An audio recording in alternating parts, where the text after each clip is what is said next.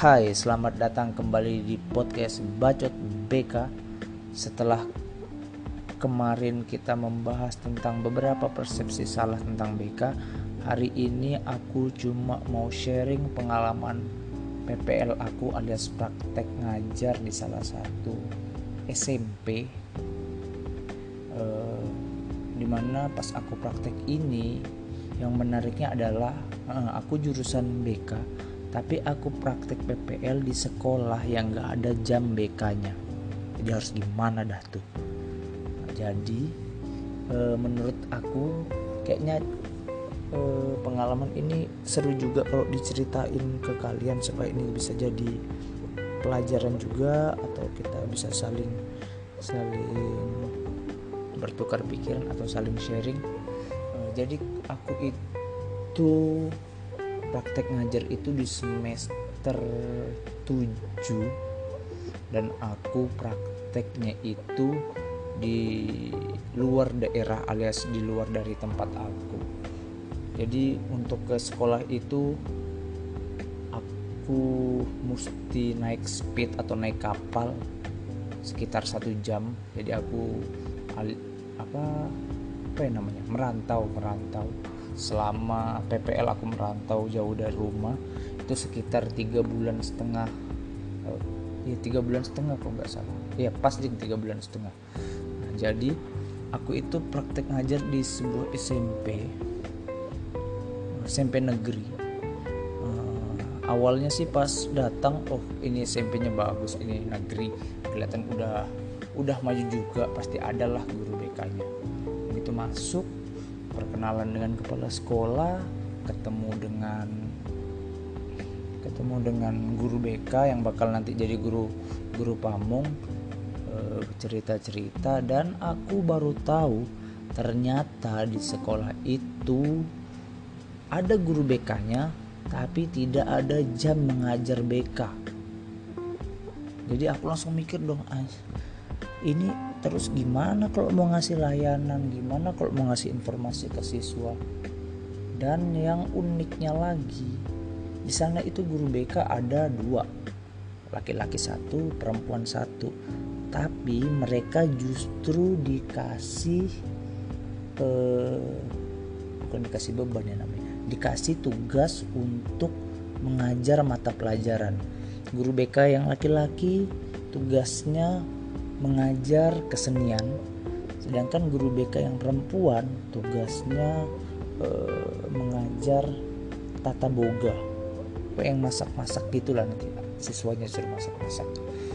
Jadi aku bingung dong, terus masa aku mesti ngapain ini? Aku kan tugasku di sini untuk menyelesaikan PPL ku, menyelesaikan BK, tapi udah nggak ada jamnya lah. Malah guru pamongku tugasnya malah ngajar mata pelajaran lain.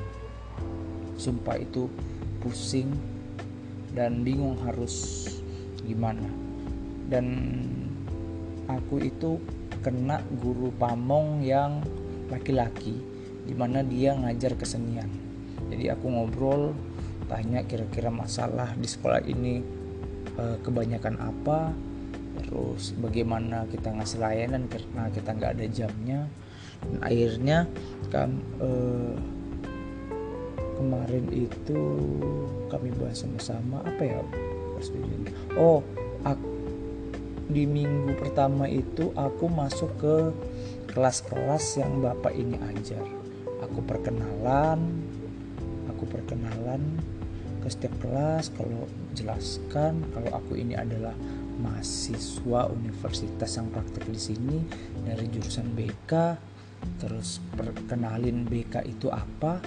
Dan yang kerennya, bukan keren sih sebenarnya, ya Allah, banyak yang masih nggak tahu BK itu apa.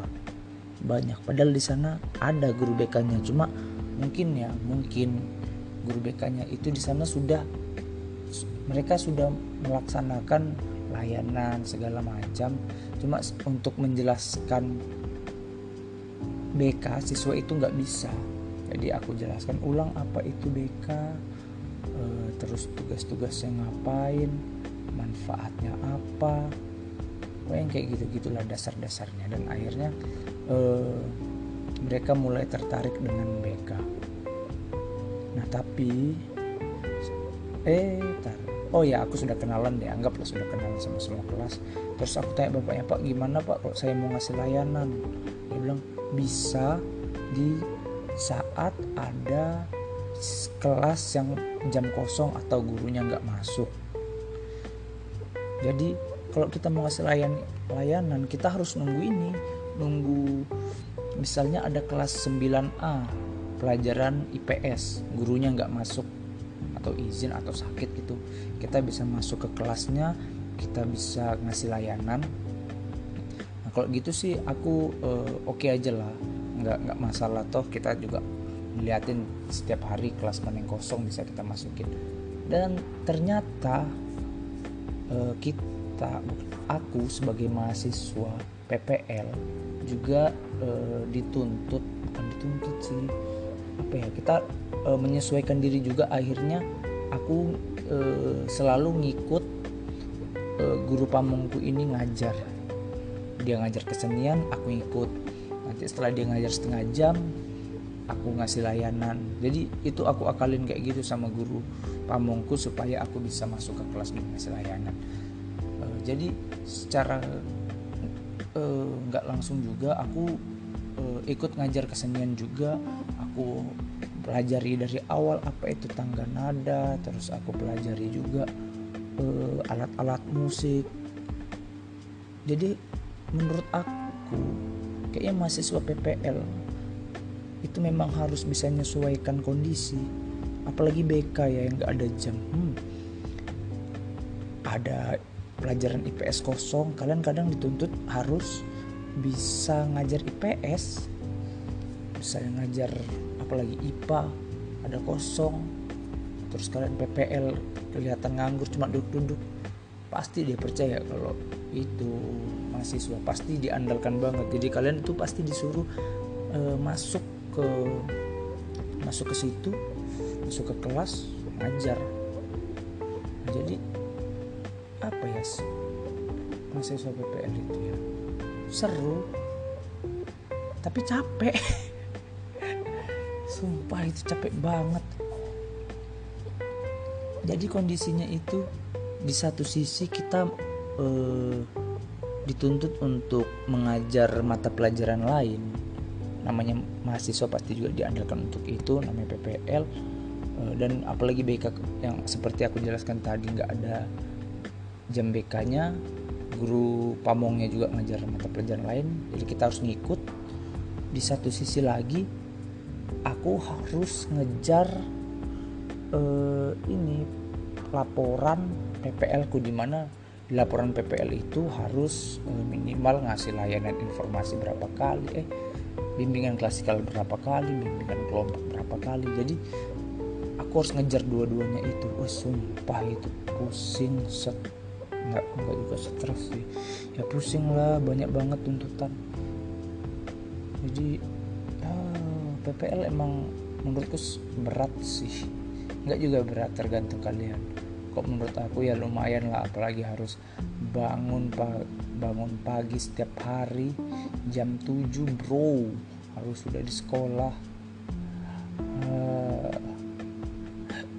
Pokoknya buat kalian yang mau PPL, siapin diri aja lah, siapin mental. Terus kalian harus bisa adaptasi cepat dengan sekolah. Kalian nggak tahu di sana itu guru-gurunya kayak mana, apakah gurunya semua bagus. Iya, kalau dapat yang bagus semua enak. Kalau kita dapat sekolah yang sedikit berlawanan dengan pemikiran kita atau nggak cocok sama kita, sumpah itu PPL memang kerasa berat banget. Jadi buat kalian terutama yang jurusan BK yang baru mau PPL, semangat, jangan nyerah, kamu pasti bisa. Itu aja sih aku mau sharing, nggak penting sih ya nggak apa-apa, yang penting isi-isi lah podcast. Jadi buat kalian terima kasih yang sudah dengar bacotan selama hampir 10 menit loh, cuma ngejelasin itu doang. Oke, sekian dulu. Maaf kalau podcast yang kedua ini tidak terlalu bermanfaat. Selamat